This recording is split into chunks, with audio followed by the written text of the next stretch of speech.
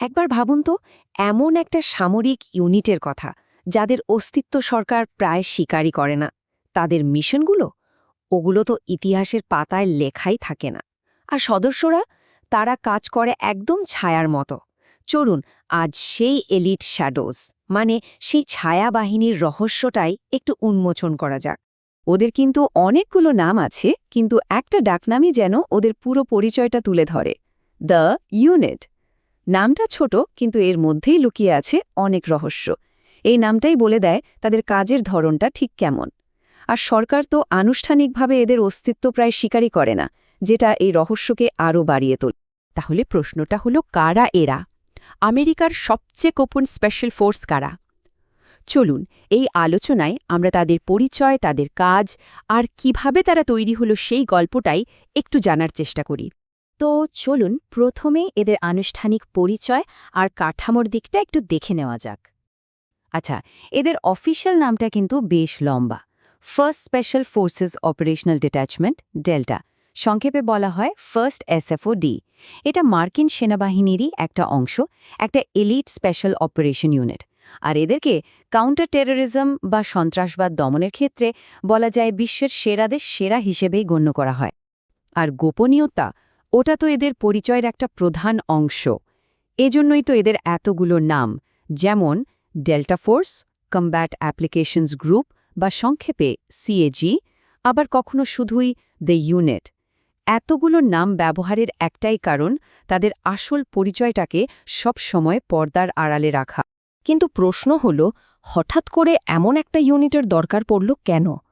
এর উত্তরটা পেতে হলে আমাদের একটু পেছনে ফিরে তাকাতে হবে, ৭০-এর দশকের ইতিহাসে। দেখুন, ৭০-এর দশকে বিশ্বজুড়ে সন্ত্রাসী হামলা হঠাৎ করেই অনেক বেড়ে গিয়েছিল। তখন আমেরিকা বুঝতে পারছিল যে তাদের এমন একটা বিশেষায়িত বাহিনী দরকার যারা এই ধরনের পরিস্থিতি সামলাতে পারবে। ঠিক তখনই এগিয়ে আসেন কর্নেল চার্লস ব্যাকউইথ। তার একটা দারুণ অভিজ্ঞতা ছিল। তিনি ব্রিটিশ স্পেশাল এয়ার সার্ভিস বা এসএএস এর সাথে কাজ করেছিলেন। আর এসএএস তখন কাউন্টার টেরোরিজম আর গোপন অভিযানের জন্য বিশ্বসেরা। তাদের কাজ দেখে ব্যাকউইথ এতটাই অনুপ্রাণিত হন যে ঠিক তাদের মডেলটাই অনুসরণ করে ১৯৭৭ সালে তিনি ডেল্টা ফোর্স প্রতিষ্ঠা করেন। বেশ, ইউনিট তো তৈরি হলো, কিন্তু এদের আসল কাজটা কি? চলুন এবার তাদের সেই টপ সিক্রেট মিশনগুলোর দিকে একটু নজর দেয়া যাক। ওদের প্রধান কাজগুলোর মধ্যে ১ নম্বর হল কাউন্টার টেরোরিজম মানে সন্ত্রাসবাদ দমন করা। আর আছে হস্টেজ রেস্কিউ বা জিম্মি উদ্ধার অভিযান। এর পাশাপাশি তারা হাই ভ্যালিউ টার্গেট, ধরুন কোনো বড় সন্ত্রাসী নেতা বা শত্রু কমান্ডার, তাদেরকে ধরা বা নির্মূল করার দায়িত্বও থাকে। শুধু তাই না, দেশের বাইরে আমেরিকান নাগরিকদের সুরক্ষার জন্য এরা সব ধরনের গোপন অভিযান চালায়। এখন আসা যাক সবচেয়ে ইন্টারেস্টিং প্রশ্নে, কারা হতে পারে এই ইউনিটের সদস্য? উত্তরটা কিন্তু এক কথায় দেয়া যায়, শুধুমাত্র সেরাদের সেরারাই এখানে আসার সুযোগ পায়। ব্যাপারটা এমন না যে কেউ চাইলেই এখানে যোগ দিতে পারবে, একদমই না। প্রার্থীদের প্রথমে ইউএস আর্মির অন্য এলিট ইউনিট, যেমন ধরুন গ্রিন বেরেটস বা রেঞ্জার্সে নিজেদের যোগ্যতা প্রমাণ করতে হয়। আর তারপর তাদের এমন এক কঠিন আর গোপনীয় সিলেকশন প্রসেসের মধ্যে দিয়ে যেতে হয় যা ভাবাও যায় না। আর এই সিলেকশন প্রসেসের সবচেয়ে অবাক করা বিষয়টা কি জানেন? এখানে শারীরিক শক্তির চেয়েও অনেক বেশি গুরুত্ব দেয়া হয় মানসিক শক্তিকে। কারণটা খুব সোজা, ওদের মিশনগুলো এমন হয় যেখানে প্রচণ্ড চাপের মধ্যে থাকতে হয়। একটা ছোট্ট ভুল মানেই জীবন মৃত্যুর প্রশ্ন।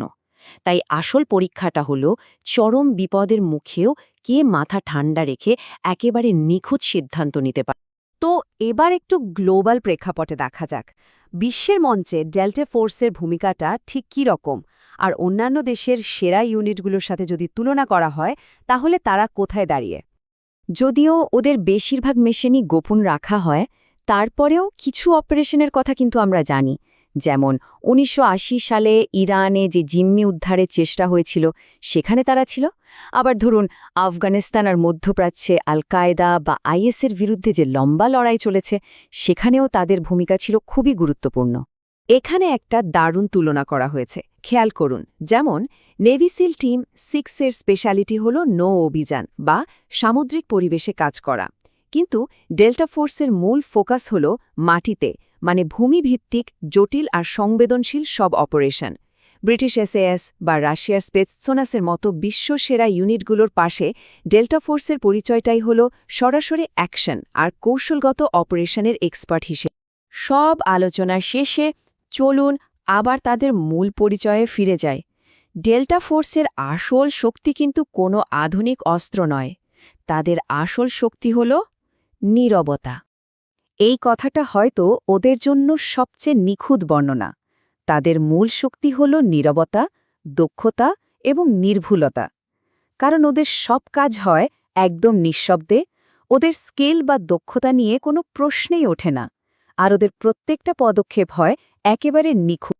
আর এটাই কিন্তু সবচেয়ে বড় সত্যি।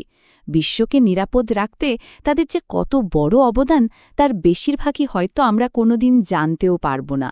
এই মিশনগুলোর কথা কোনো ইতিহাসের বইতে লেখা থাকবে না, কারণ তাদের কাজটাই তো হল পর্দার আড়ালে থেকে ছায়ার মতো করে পৃথিবীকে সুরক্ষিত রাখা। তাই শেষ পর্যন্ত প্রশ্নটা এটাই থেকে যায়, বিশ্বকে নিরাপদ রাখতে তাদের এমন আরও কত শত অবদান রয়েছে, যেগুলোর কথা হয়তো আমাদের কাছে চিরকাল অজানাই থেকে যাবে।